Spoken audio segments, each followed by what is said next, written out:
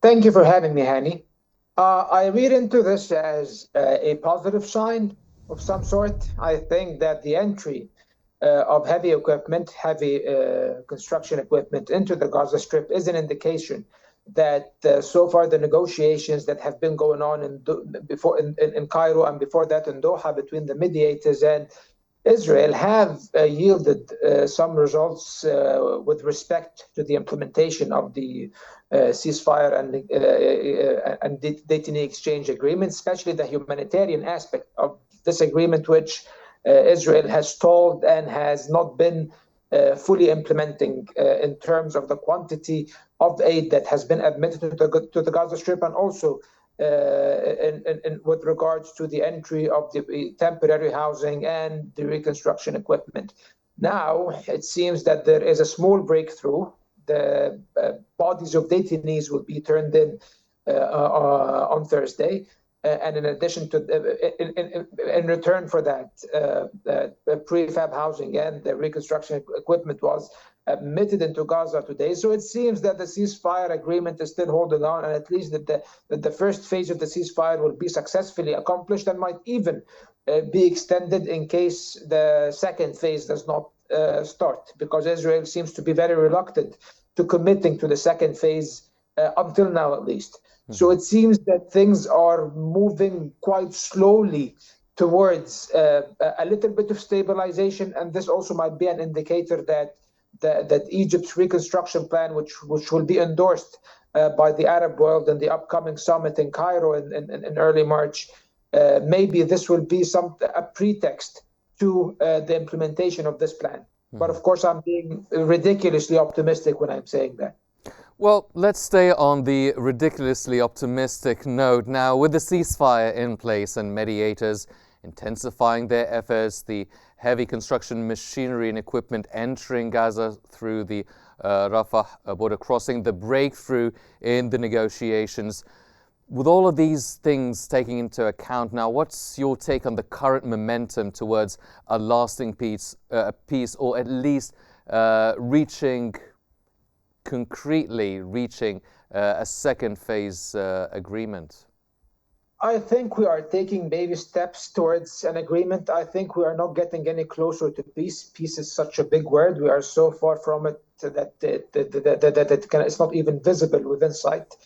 Because a peaceful settlement of the Israeli-Palestinian conflict is not something within reach probably in our lifetimes if the situation stays like this. However, we can speak of a permanent cessation of hostilities and a stabilization and reconstruction, getting back to the pre-war status quo of some sort, of course, with some major modifications. I think that we are moving down this trajectory very cautiously and very slowly, and at any moment we can be derailed by any surprises, not only from the Israelis this time, but from the Americans, the Trump administration, which has become rather unpredictable and irresponsible in terms of of their propositions and their actions regarding Gaza and the conflict and the tensions in the Middle East in general. So I think we are moving towards that. The Americans are open to listening to Egypt's proposal, the Egyptian reconstruction plan, which is very concrete, that is very compelling from what we hear at least. And they might be willing to engage in that rather than push for other scenarios that can set the region alight. However, I cannot disqualify that either. This could probably happen because of how temperamental and unpredictable the current U.S. administration is, and how brutish and uncommitted the Israelis have been, still are, and probably will be as long as Netanyahu stays in power. Dr. Osman, let's try and focus a bit on the Egyptian reconstruction plan now, with the construction equipment flowing into Gaza. What are the main features of the anticipated Egyptian reconstruction plan? You've mentioned it might be promising. We are speculating, and we are really guessing what the Egyptian reconstruction plan could be, and it would be endorsed, as you've mentioned, in the Arab Summit on March 4th. Now, can we try and speculate the main outlines or the nature of the Egyptian reconstruction plan? Does it send any sort of signals, the entering of the construction equipment? From what we've heard and what we've read in reports and what we have heard also from sources here and there, that it is a comprehensive plan, that it will, for example, the most important aspect of it is that it will take place while the Palestinians remain in their homeland in Gaza without displacement, or rather without ethnic cleansing, as the Trump administration and the Israelis were proposing. And also that it will entail the construction of temporary residential areas where the population of Gaza, the displaced population of Gaza, which is the majority of the population, can be housed in temporarily for a few years. I think 4 to 5 years, until the rubble is removed within a few months and reconstruction commences. And it also proposes that there will be a fund in order to that will gather the donations of various nations and international organizations that are willing to bankroll the reconstruction of Gaza. And it's estimated that it will cost about, at least the Egyptian sources say, the Egyptian plans put the cost at around $27 billion. Of course, this is a staggering figure. However, it's not as staggering and huge and shocking as the UN figure, which I think was 53 billion US dollars. Either way, whether it's 50 or 30 billion, still it is a huge amount of money, and it will need substantial contributions by the international community. And I think that the Arab world is willing to contribute. The Europeans are reportedly willing to contribute as well, and even reportedly the Chinese are willing to contribute.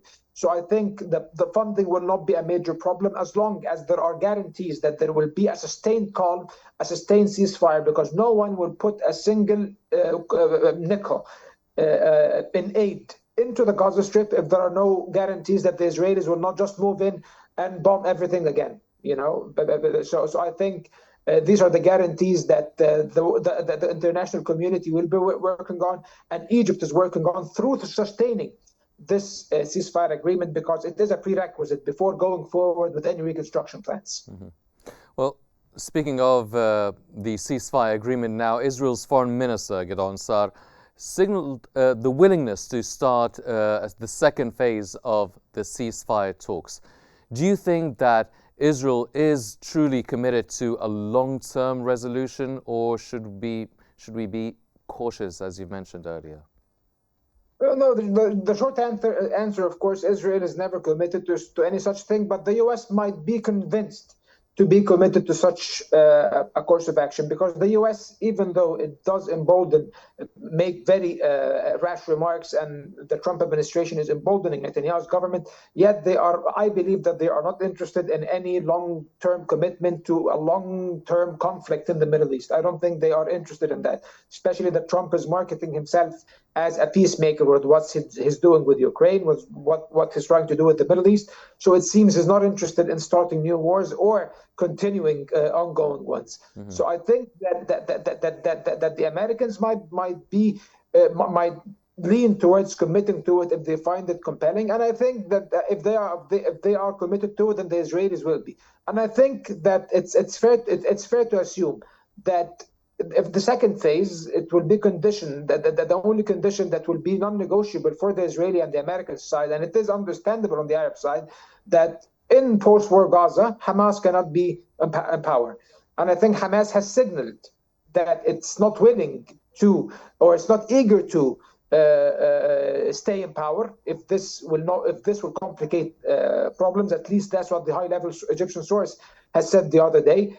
And this is a possibility that Hamas might not be the governing force. However, the arms of Hamas will still remain a problem, because today the Israeli authorities said that if any second phase takes place, one of its provisions should be the complete disarmament of the Gaza Strip. Mm-hmm. And I think this will be a huge challenge, because at the end of the day, the Palestinian resistance will not be very willing to give their weapons away and stand defenseless against an occupying enemy who wants to ethnically cleanse them, who openly speaks about their intentions that way. And by the way, the Israeli government today set up an agency for the voluntary displacement of Palestinians from the Gaza Strip, or the voluntary departure, as they called it.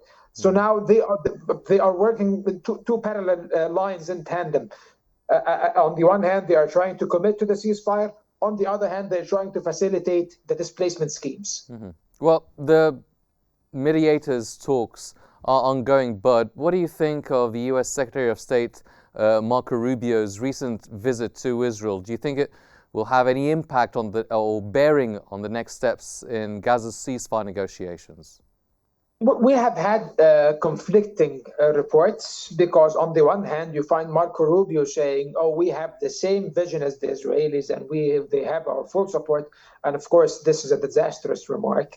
On the other hand, we find them making the right signals and not making maximalist demands to settle the conflict. For example, the Israelis were saying that Hamas needs to be eradicated.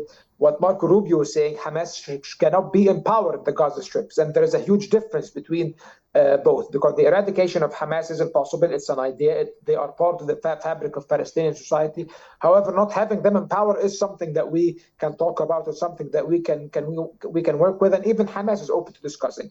That's the first thing. And the second thing, what Stephen Witkoff has said is that he said that the U.S. mediator, during Rubio's visit to Tel Aviv, he said that the U.S. is committed to commencing the negotiations for the second phase. And I think that's a good indicator. However, of course, my optimism in this regards remains tremendously cautious, Henry.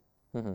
Well, talking about the rebuilding of Gaza now, you've mentioned that the international community would want to have guarantees that Israel wouldn't go and bomb any even temporary housing for the Palestinians. But are there any tough obstacles other than that standing in the way of rebuilding Gaza? And if there are, what strategies could overcome them? I think the only obstacle standing in the way of the potential rebuilding of Gaza and the hasty rebuilding of Gaza, which should be the top priority at the moment, is how the Israelis are behaving. The Israelis need to commit. I think that's the only obstacle. Any other technical obstacle regarding the details of reconstruction, regarding the gravity of the situation on the ground, which is terrible, unprecedented in the region since World War II, I think, and also regarding funding, all of these problems are things that can be tackled and that have ready-made solutions for them. However, the thing that needs to be dealt with effectively by the Americans, no one else, is forcing the Israelis to commit to this course of action. Yes. If we do not have a concrete Israeli commitment with American guarantees, then I don't think any of this is feasible. Mm-hmm.